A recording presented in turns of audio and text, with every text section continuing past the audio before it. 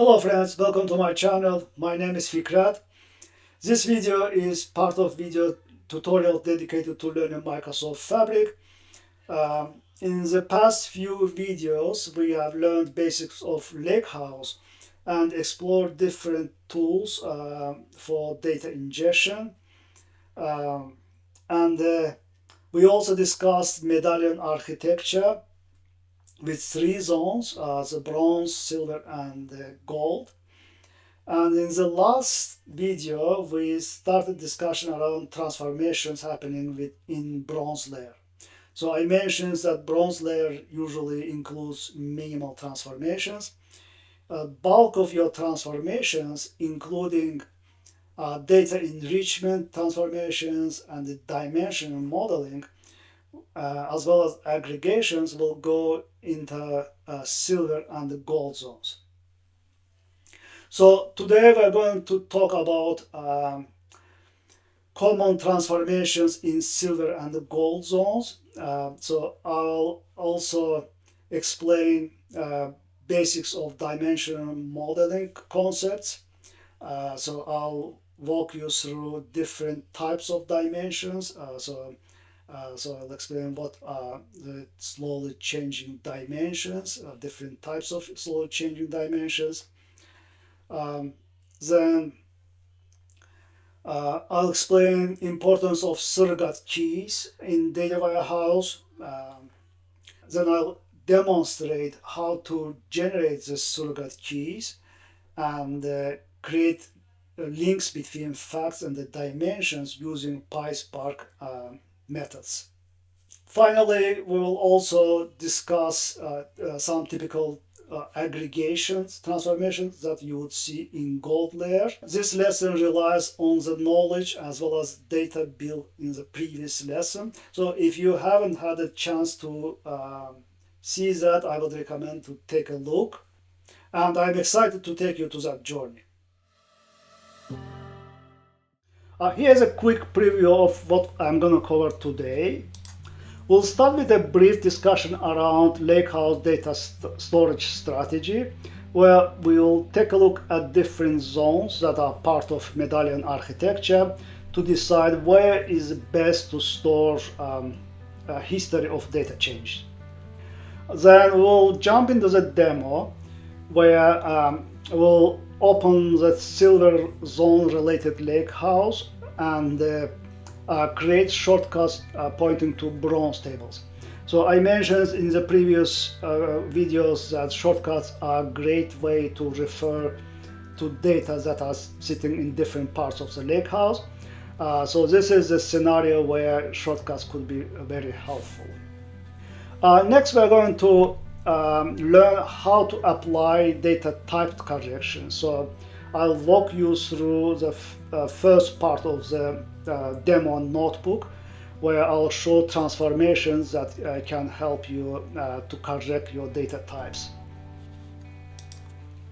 Next, we'll take a look how to identify latest versions of the rows from historical tables so that you could carry them over to the next levels. Next, I'm going to demonstrate some data enrichment techniques, certain transformations that can help you extract different parts of text fields. And then we'll talk about generating time dimensions. So time dimensions are an essential part of any data warehouse. And I'll show how to use transformations to generate time dimensions from your fact tables.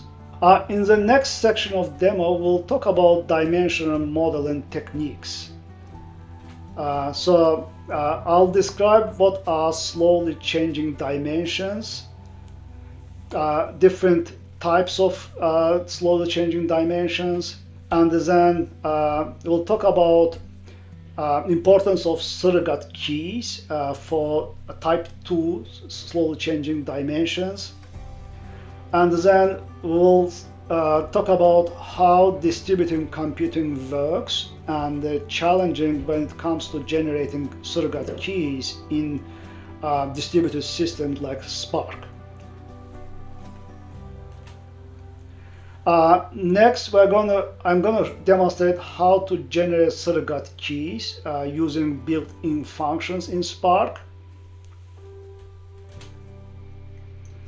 Then we'll take a look at how we can create links between facts and the dimension tables. Then we're going to learn how to implement incremental writes into destination tables using the merge query constructs. And I'll wrap up this video with discussion around aggregations implementation. So gold layer is a place where you might want to place your aggregations to facilitate fast reporting, and I'll show some transformations that can be used to implement aggregations. A quick reminder for those who are new to my channel, please take a moment and subscribe so that you could always be up to date with my latest videos. Let's get started. Let's talk about Lakehouse data storage strategy. In one of the previous videos, I mentioned the Medallion architecture, which is recommended architecture when you go to Lakehouse. I'll briefly mention different zones that are part of that. So the bronze layer is the one which receives your data first, and it usually mimics the structure of your source data. Between source and this zone, there's usually very little transformations. So data comes here as is. And then silver zone is where data is enriched. So in the path from bronze and silver, different enrichment techniques are applied. And the data here is more mature than in bronze. And finally, gold layer is your purest and the best data, which is ready for consumption.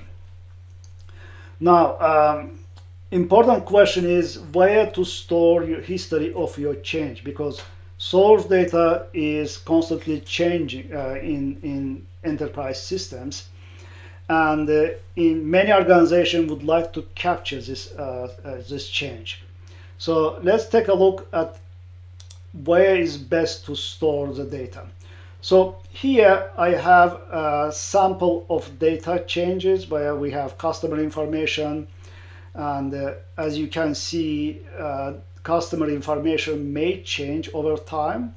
So in this example, customers residential city change between different ingestions. So let's say we are ingesting at January and then March, and in March his city has changed to something else. If we want to capture the history, then bronze layer is best to store that. Once you store full history of change to your data, then you have to think about what should survive when it comes to silver and the gold zone. I think it's best practice to move there only one version of the row. It's usually the last version of the row. So in this example, we have different versions for two customers. And when it comes to silver, each customer, only one version will go to silver and gold zones. Before proceeding with silver zone transformations, let's take care of the data. So in the previous video dedicated to bronze transformations, I walked you through a notebook that receives the data from CSV files and writes into two tables. That's customer and the sales order header tables inside bronze Lakehouse. So if you hadn't run that notebook, please take a moment and run this notebooks end to end.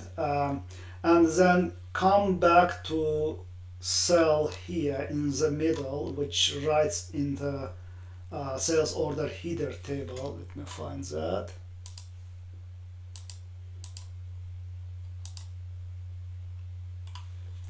This command, and run it few more times so that you could have extra versions of rows inside sales order header. So basically to mimic historical data storage situation. Alright, so with this preparation, let me jump to the Silver Lakehouse that I created earlier.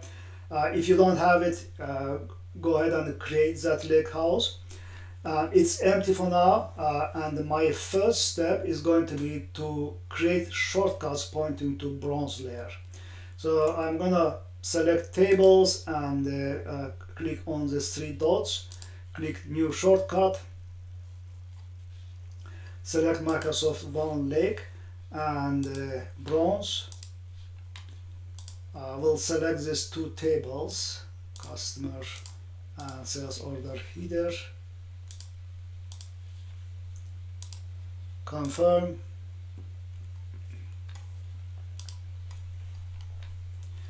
Okay.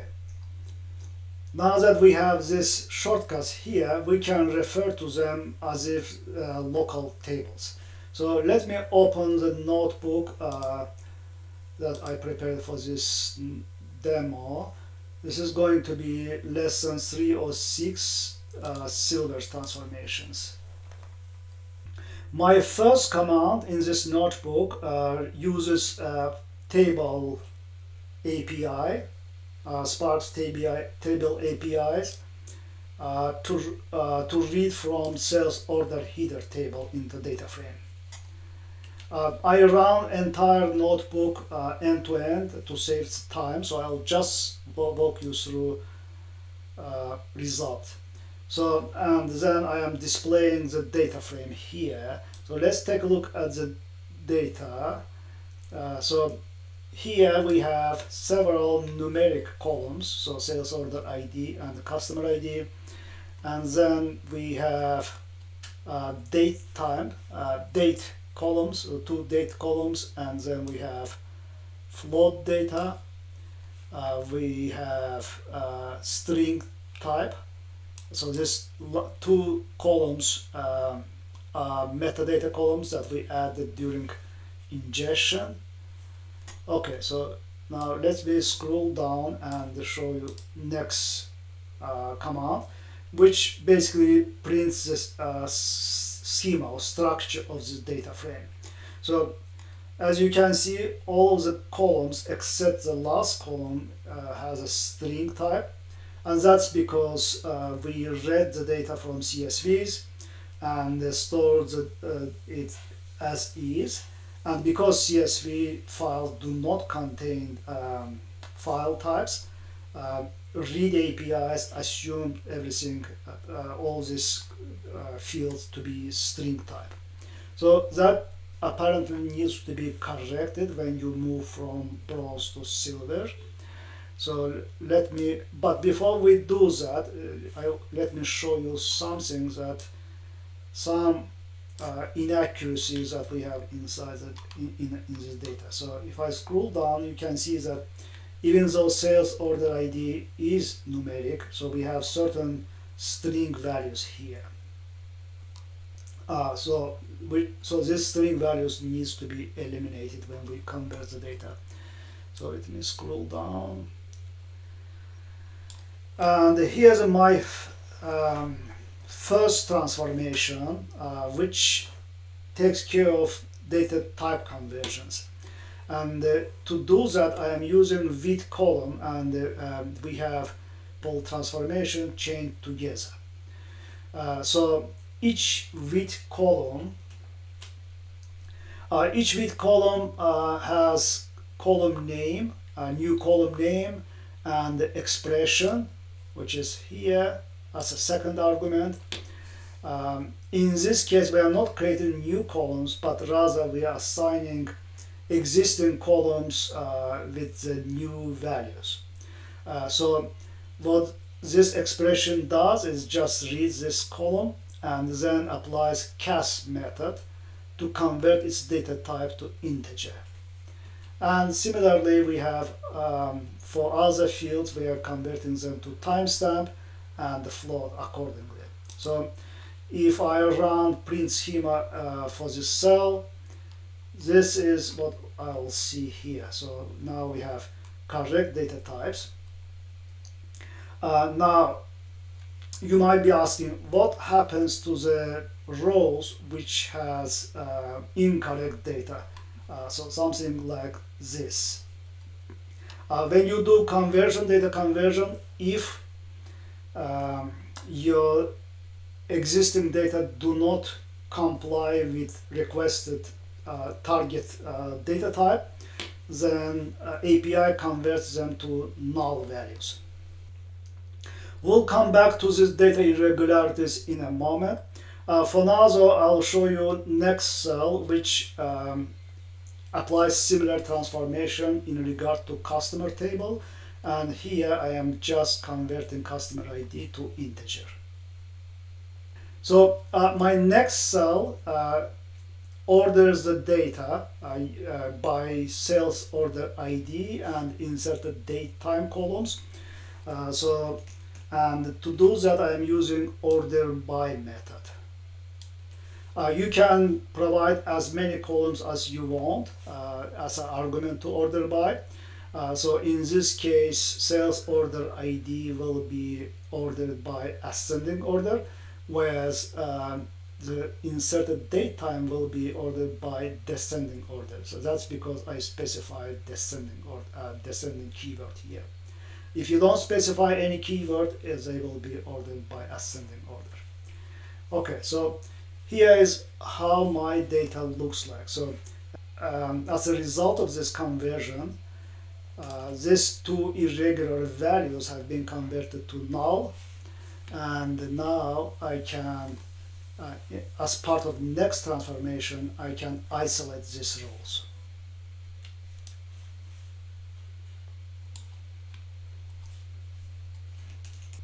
Okay, so my next command applies filtering method, so where method basically, and here I am using column names and checking for null condition. So basically it's trying to filter out all the rows with null values inside this column, and this expression and this is null expression allows you to validate against null. Then the next transformation in this command is just adding extra columns so that we could store it somewhere in some log table and come back to that for troubleshooting purposes. Here are the results from this data frame. And as you can see here, I'm creating completely new data frame, which I'm going to write into another table. Okay, so let me scroll down, and in this command, I'm just writing this erroneous rows into a table named data type errors using save as table methods that we have discussed earlier. My next cell isolates or eliminates these null values from my data frame. So I'm just applying filter method, where method, and I'm using different expressions or different function for that, which is not null, which allows you to identify any rows that are not null. So this is what will survive for next level of orders table. And if we review the data, then these null values are gone. So basically, with these few commands, we have taken care of data type conversions. One thing to notice in the output of this data frame is that we have more than one version of each sales order ID. So you can see for 74 we have a couple of them, and because I run the bronze transformation related notebook only twice, In normal situations, in production environment, you will see many different versions of the row. My next cell filters out only last version of each row. And to do that, I'm going to use windowing functions. The way window functions work, you provide key, so kind of primary key, and the window function divides the data into groups of data. So, for example, in this case, this is one group, and this is another group. So it will be based on that primary keys, and then it assigns row numbers to rows within this group. So in this case, one row will be destined as a number 1, another will be 2, and etc. So here is what my first command does. First of all, I use windowing function, and and then I apply partition by method to say my data is going to be partitioned by sales order ID column. And then I have to decide how my rows will be ordered before they are numbered. So this is my next transformation does. So I'm just using order by command, and I am telling order these rows by descending order because I want to assign row number 1 to the latest, most recent row. And then rest is straightforward. So here in the next command, I am just using this window condition as part of with column, a calculated column. So basically, I am using a windowing function. So in this case, it's row number, and I am saying here it should be over, and I am saying it should be over this window, which I identified here. I should mention here that row number is not only functions that you can use with window function. There are a number of ranking functions that could be useful for different transformation scenarios. In this case, row numbering is best suited for my purposes. Now let's scroll down and take a look at the data. So here I have two versions of this sales order, and if I scroll to the right, you can see that we have these versions come with different date time. So the one which is most recent has been assigned number 1, and the other version will be assigned higher numbers. Okay, now that we assigned row numbers, row versions to the rows, we can now go ahead and filter out only first version, which will give us most recent version of the row. That's my next transformation does. So I just apply filter and I say give me only rows that have row version equals 1.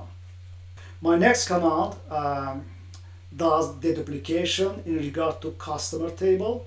However, because I don't have ingestion timestamp for this table, I am using distinct function which will simply deduplicate based on entire set of values for this table. Now, as I mentioned earlier, when you go from bronze to silver, you apply certain data enrichment techniques. So you make data more mature, you curate your data. There are a number of transformations that can be done in this stage, at this stage. and it depends of your business logic. So usually you would expect most of the business rules and the business logic applied between bronze and silver. Here I am just applying some sample transformations to extract file name from source file name. So if I scroll up, this is how my source file name looks like. I used built-in function, Spark function, to generate this source file names. This doesn't look very good. So ideally you would extract certain parts. So in this case, I'm going to extract folder and the file name from this source file name. To extract file name, I'm using here reject extract function, which is another Spark SQL function. So it allows you to apply regular expressions to your source fields. So in this case, my source field is source file name, and this is my regular expression.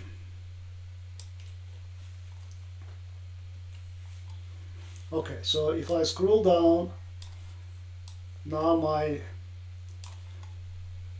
source file name is much more readable, and it only has folder and the file information. Okay, my next transformation is generating date time dimension, which is another typical transformation when you go from either bronze layer to silver layer, or you can also apply this transformation between silver and the gold layers, depending on where you decide to build your dimensional modeling. So typically when you create date time dimension, you generate it from one or more date time fields from fact tables. So that's what I am doing here. So as you can see, I take orders data frame and I eliminate duplicates from order date column, so that I have unique list of order dates, and then I rename this column here using with column rename, and then I apply with column methods to extract different parts of order date column.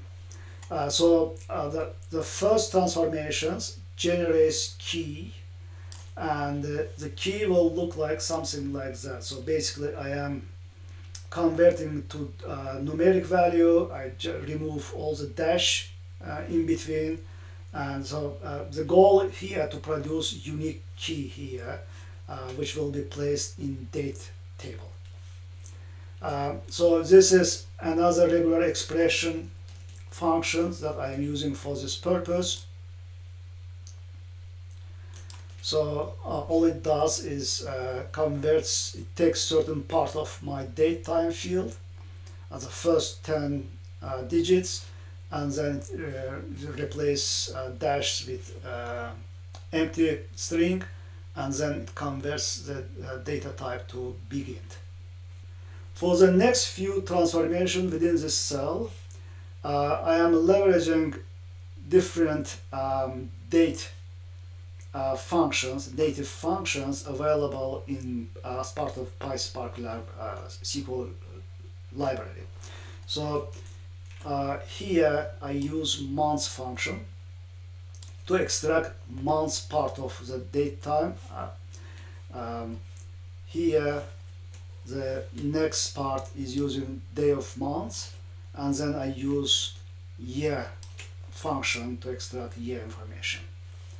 And finally, I use a select command to extract only date-related fields from my data frame, and I assign it to this data frame. Okay, so here is the result output from my data frame. So my date key looks good. They seem to be unique. I have date field itself, so this will be needed in this field will be needed when we try to create link between facts and the dimension tables further down. And then I have day, month, and the year fields here, which you would typically see within date dimension.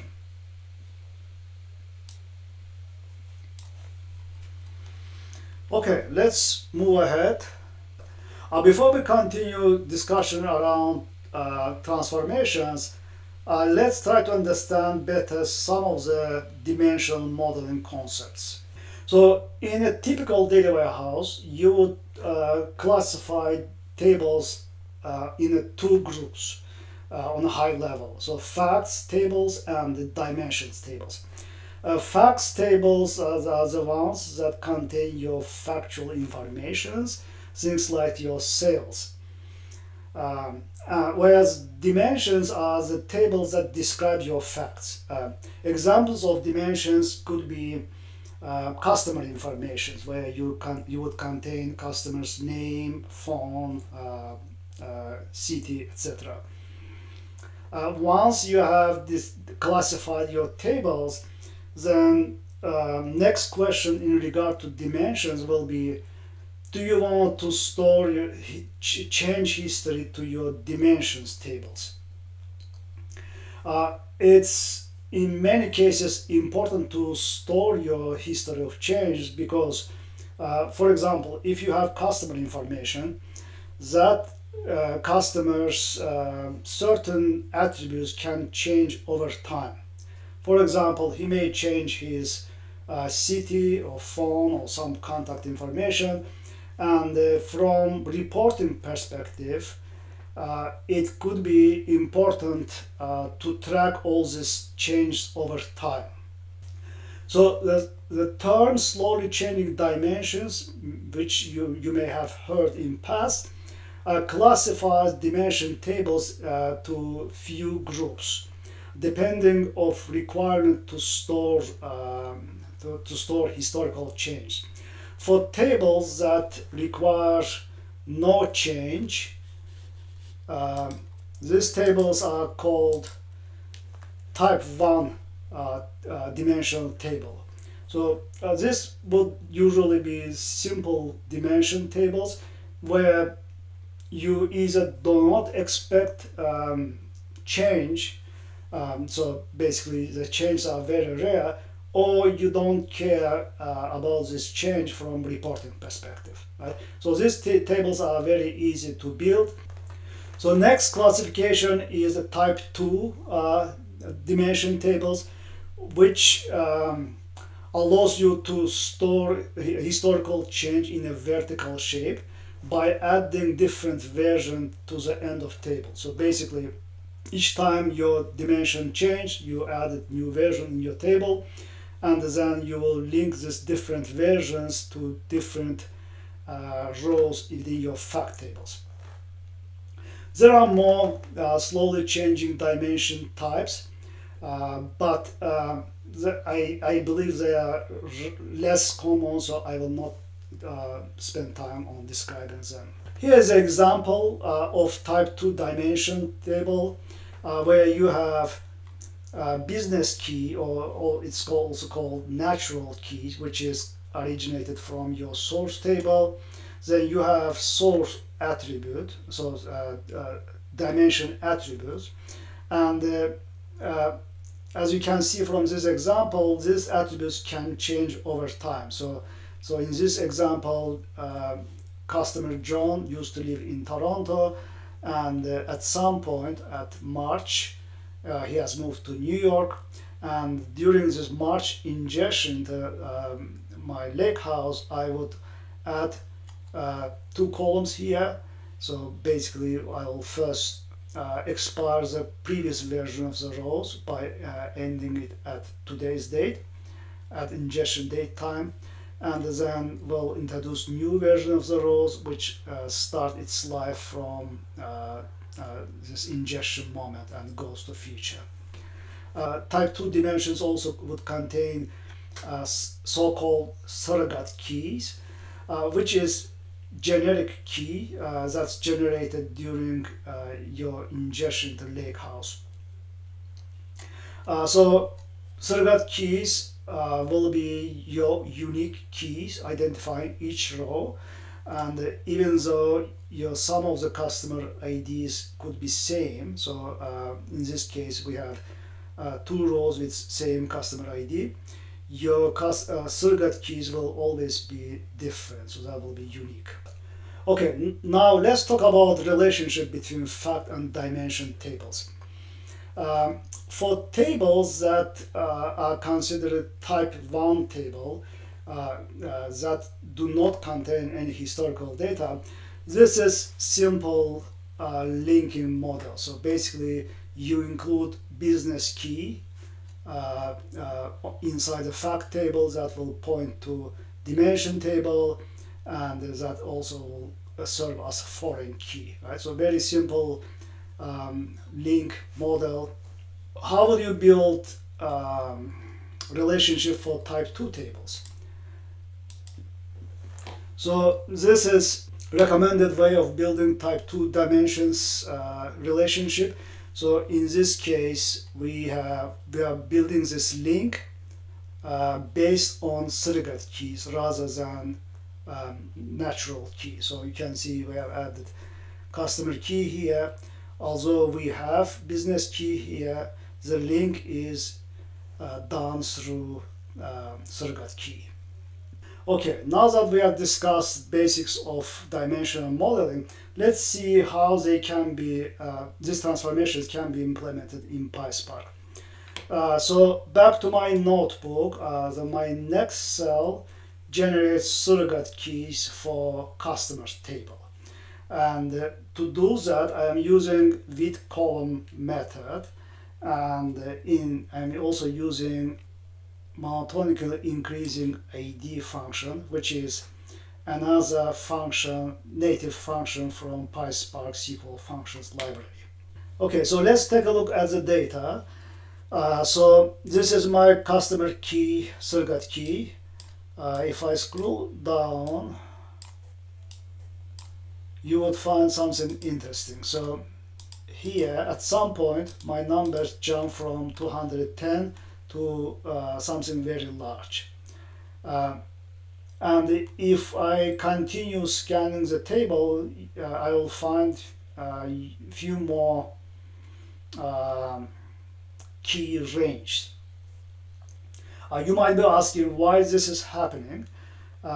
And the answer is because Spark is a distributed computing system. So let's have a quick discussion around that.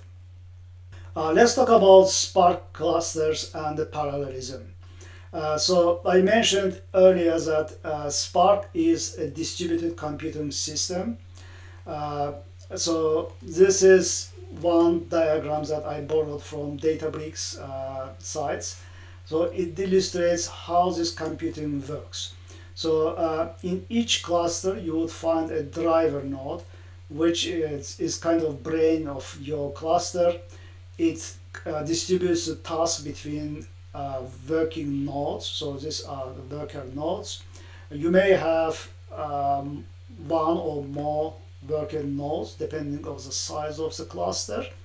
And basically the computing is distributed between these tasks so that your calculations computing computes in the fastest possible time. So in terms of data implications, data is also distributed between nodes. So for example, if you have this data set, this in a two-node cluster, your data will be distributed in half. So one part will go to one node, and then the rest will be taken care of to another node. Why is this important? Because when surrogate keys are calculated within each node, Spark needs to ensure that this range within the nodes are not overlapping. And because of that, Spark will assign one big range to each node so that you don't have overlapping problems. Each data portion assigned to individual cluster, individual node is called partitions.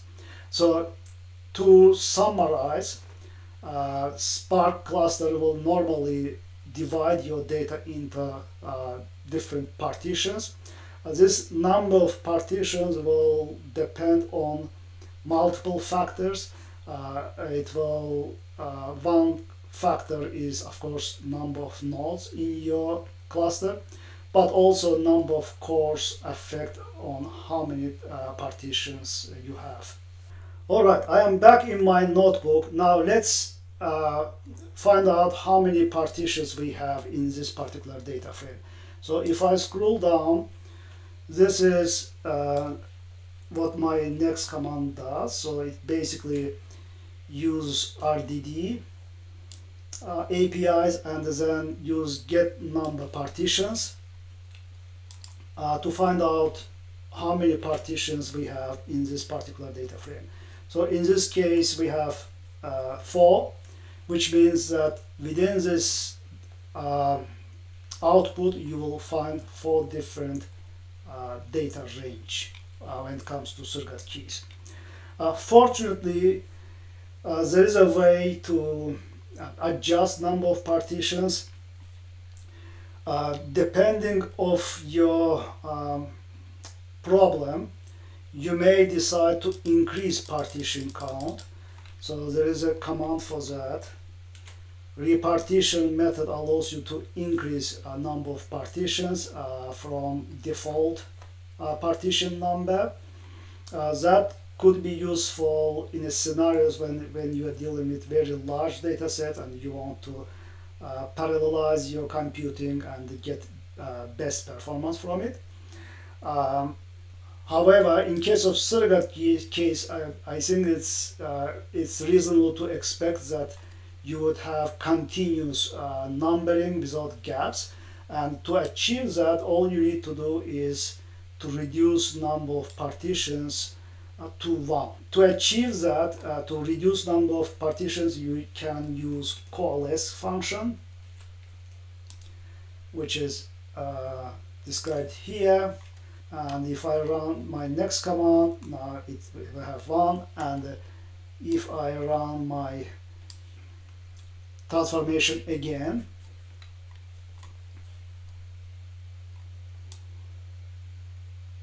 now we should be able to see continuous range of numbers.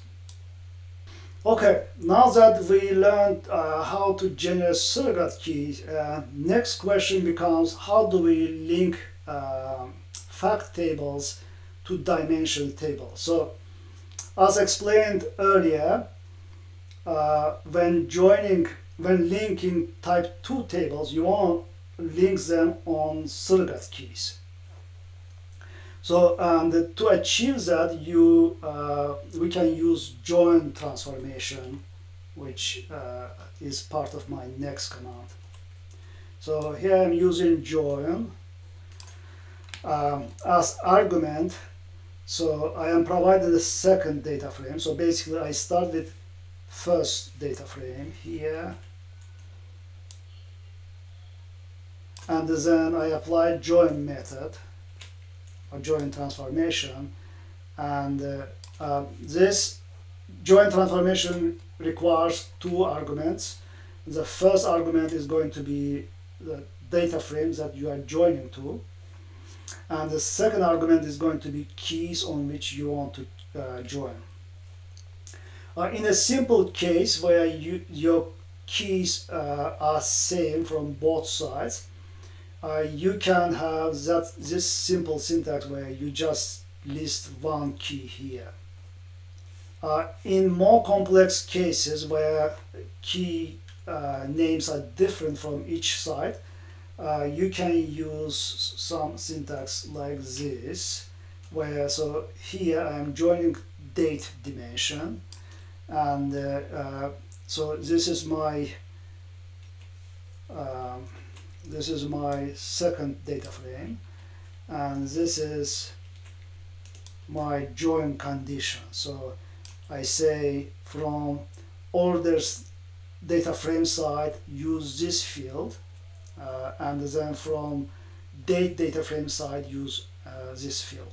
Another thing to notice here is that I am using join based on business key to bring surrogate key here. So you can see I'm using customer ID here. So for date table, it doesn't matter, we don't have surrogate keys there. But here I'm using business key, and from this table I want to have customer key, which then I am using in select statement just to narrow down to necessary column list. So as a result of this transformation, this is my data set where I've got data key, date key, and the customer key inside my fact table, and my fact table no longer contains customer ID, which was business key. Okay, so let's move further. Now, once you have performed all this transformation, the last step in this chain is to write in the destination.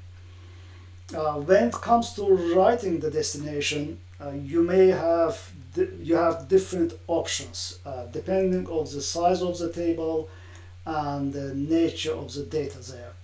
The simple write approach is something that we discussed earlier, where you use write API, and you may use override or append. Actually, it's more appropriate to have override. But basically with this, your table is refreshed each time. So you have full refresh of table every time. So that could be acceptable for smaller tables like dimensions. For larger tables, it's better to have some kind of incremental approach. For that, we'll use a different technique here. So another trick that could be useful in your transformations. So let me show that technique. So this is a multi-step process or multi-step technique where you first create a temporary view. So in one of the past videos, we talked about temporary views. Temporary views are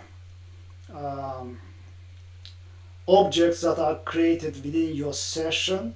You can refer them as many times as you want while your session is still alive, but they will disappear once your cluster shuts down. However, in this case, we are using temporary views so that we could refer to this view from SQL. So far, all our transformations were on PySpark. My goal here to apply merge query construction, which you may be familiar with from SQL. So once I created this view, so let me run this, then I can select from this view, and my results will be here. That will include data from my data frame, orders data frame. Now I can use merge approach to merge my new data against my target data.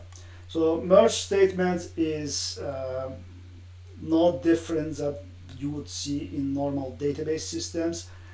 So basically we are merging using keys, and then when matched, we say that update some rows.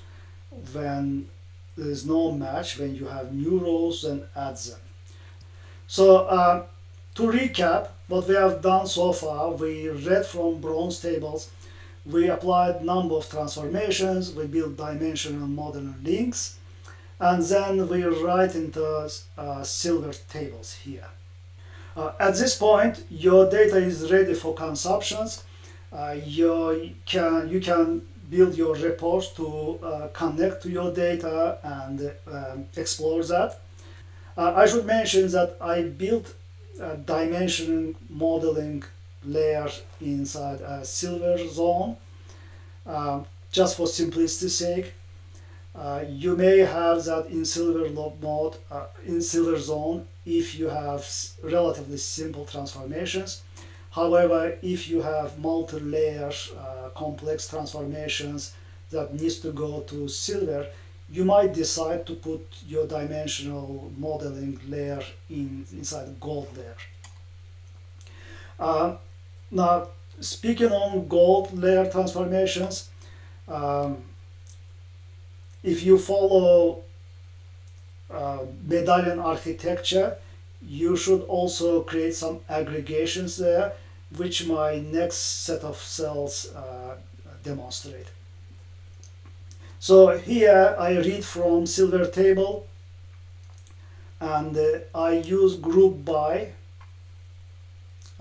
transformation to group this data by my sales order by key, and then I apply aggregation. So aggregations can be applied using agg method, and here you can list multiple aggregations here. So in this case, I am including summary of total amount as well as average, and you may also notice that I also change here alias.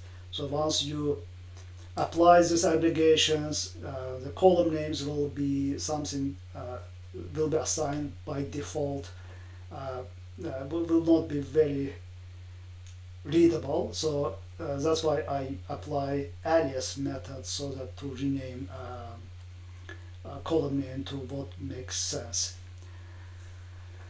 And here's my results, and then I write into gold tables. Now, before I wrap up, I'll show you another approach for creating aggregates.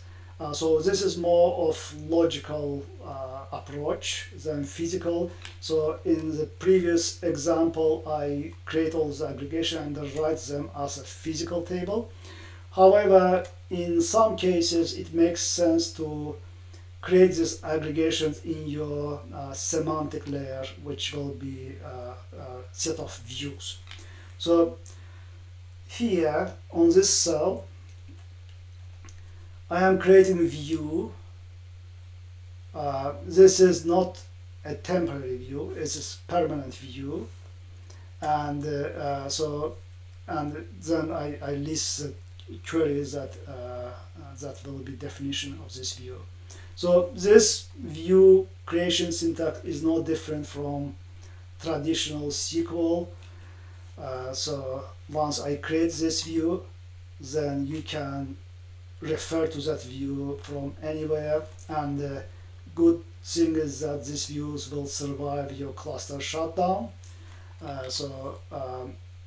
You may decide to point your reports to these views rather than physical tables. Sometimes it makes transformations and development easier. So this concludes today's discussion. To summarize, we learned how to handle historical data in Lakehouse, and then we had a discussion around core dimensional concepts. We learned how to differentiate different dimensional tables, and then I demonstrated how to generate surrogate keys using PySpark methods, and I demonstrated how to create fact dimension links. I also showed how to generate time dimensions, which are essential part of data warehouse. Finally, we have seen how to create aggregations, which are normally part of gold layers. Thanks for watching, and I will see you in the future videos.